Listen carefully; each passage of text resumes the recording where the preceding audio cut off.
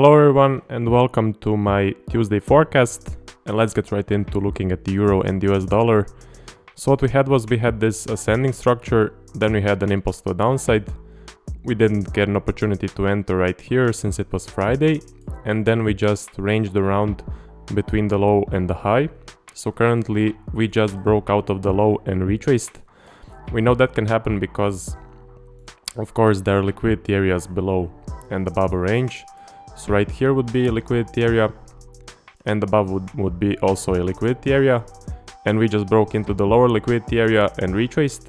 So I wasn't looking for any trades because I wanted to see one more candle push to the downside. I wanted to see some confirmation and some continuation, so I know that the price has broken out of the range.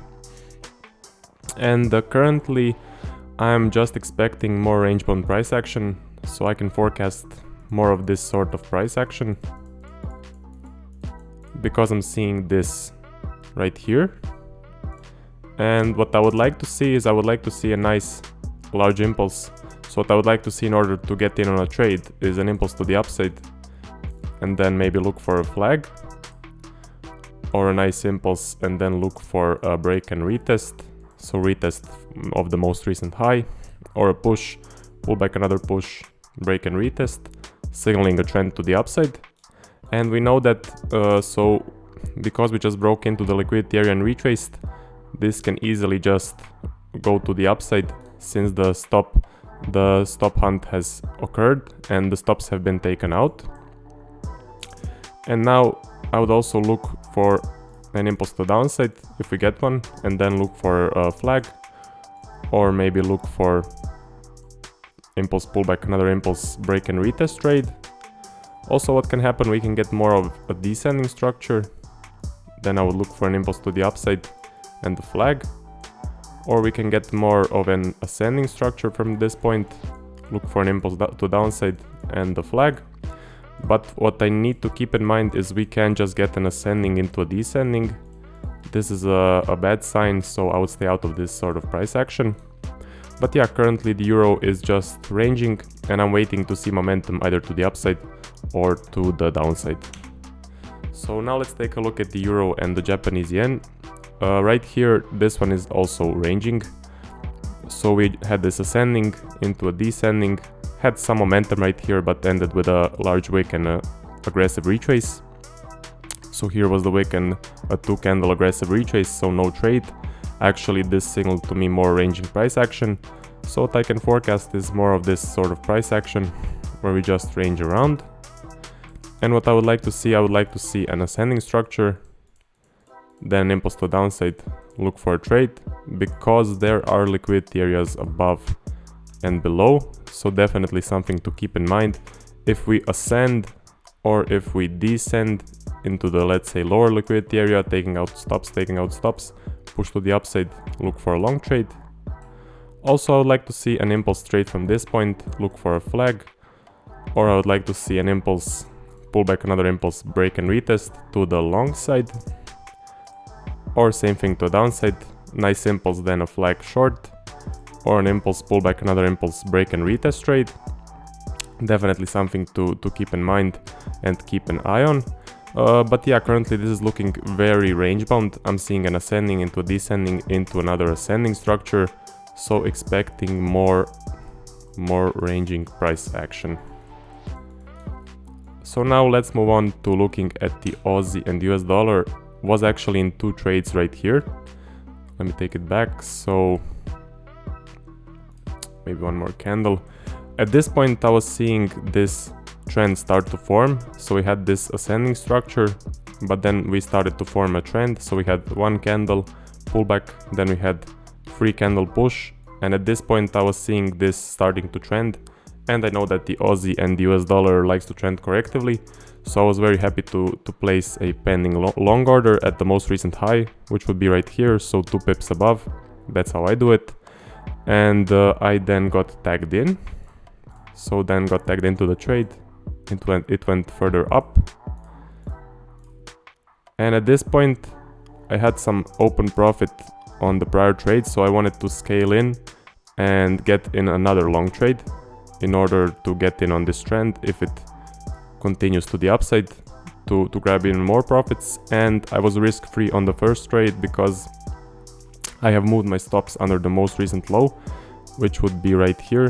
So I have moved my stops, and I was able to then get in on another trade because I was risk-free on the first trade. So then I got tagged into the second trade and got tagged out for 1% loss right here and 1% win right here. So net gain is 0, but I was very happy to be able to get in on this small trend, at least to try to see if it will continue to the upside. This is what I wanted to see. So I was very happy to get in at this point, and I was very happy to scale into my position when I saw these two candle closes, because the first one signaled a break to the upside and the second one signaled continuation. So I was very happy to get in on that. And I know that the Aussie likes to trend correctively. It likes to do something like this to the upside, and this is actually a trend on the Aussie and US dollar.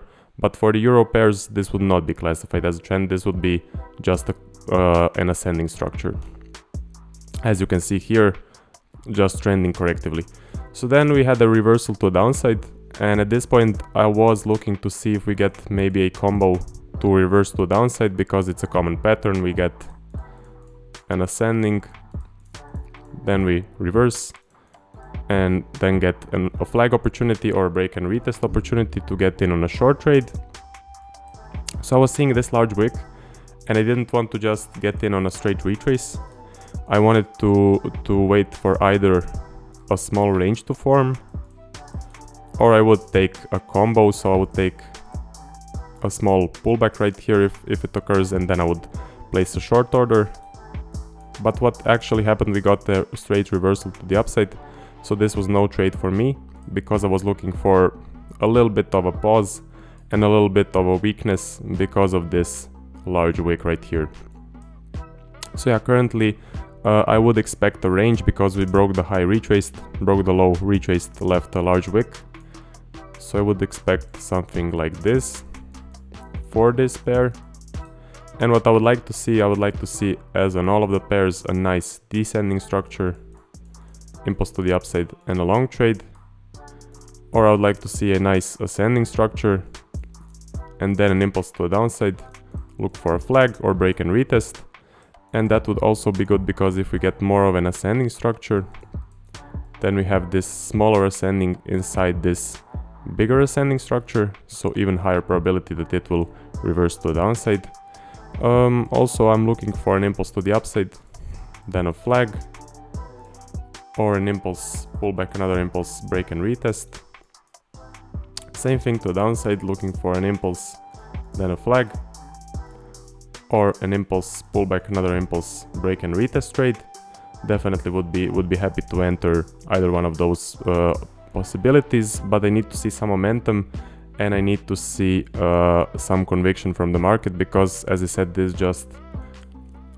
has just broke the high, retraced, went down, broke the low, retraced, left a large wick. So expecting more of this range between the low and the high. And now let's take a look at the Aussie and the Japanese yen. This one is similar to the Aussie and the US dollar, but I didn't get in on a trade. So at this point, what I was seeing it start to move to the upside, but then we got this V reversal, which signals a range usually. Then we just broke to the upside with one candle, and to me this is not enough. When I see a V reversal, I want to see at least a 2 candle break to the upside, because this can just retrace, and then we get that range, which we usually get after a V. So we get a V, then we get this sort of a range. It's a very common pattern. So what happened, we did a retrace, but then we did also continue to the upside, and there was no actually opportunity to enter, because this would be the entry point, and the price didn't even reach the level. But as I said, I would not be looking at that trade, because it doesn't fit my personal plan. Then we pushed to the upside and left double wicks. At this point I was wanting to get in on a long trade, because I was seeing it start to trend to the upside, and this pair also trends correctively like the Aussie and US dollar. but I wasn't willing to just get in on a straight retrace because of the double wicks. I wanted to see some weakness and some pausing price action. Then I would place a long order at this inside bar, so this would be the entry level. But actually what we got, so we got a straight retrace to the downside, which didn't fit my plan, and then we broke the high retraced, and now I'm expecting a range or more of this ascending structure. So what I would like to see, I would like to see more of this ascending, push to the downside, look for a flag short, or I would like to see an ascending, push to the downside, retest of the most recent low, so same thing, just a different continuation pattern. Or I would like to see a descending from here, push to the upside, look for a flag long, but this would be then an ascending into a descending, so I would need to be careful because this can just create more of a range. So this impulse needs to be large and it needs to show me some conviction in favor of the trade. Also, I would like to see an impulse to the downside and a flag, or an impulse pull back another impulse and look for break and retest.